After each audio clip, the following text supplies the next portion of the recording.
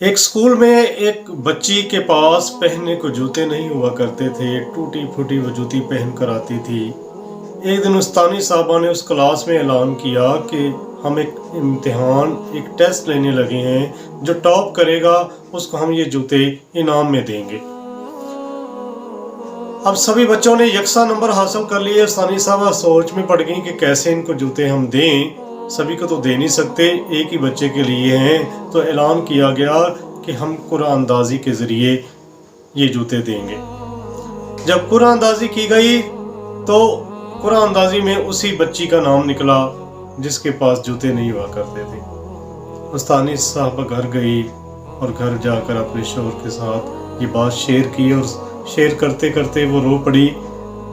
اس کے خاوند نے پوچھا کہ کیا بات ہے، رو کیوں رہی ہو؟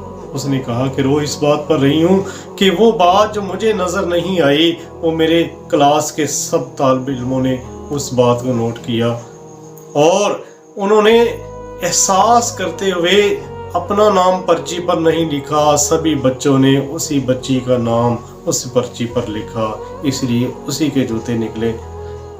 میں استانی ہو کر احساس نہ کر پائی، دیکھ نہ پائی، لیکن بچوں نے احساس کیا۔ تو ناظرین کرام، بات کرنے کا مقصد یہ ہے کہ ہمارے معاشرے میں بھی احساس کی کمی ہے، ہر طرف نفسا نفسی کا عالم ہے، ہر کسی کو اپنی اپنی پڑی ہوئی ہے، دوسروں کو کوئی احساس ہی نہیں کرتا، دوسروں کی طرف کو دیکھتا ہی نہیں ہے، کسی کے پاس اتنا ٹائم ہی نہیں ہوتا۔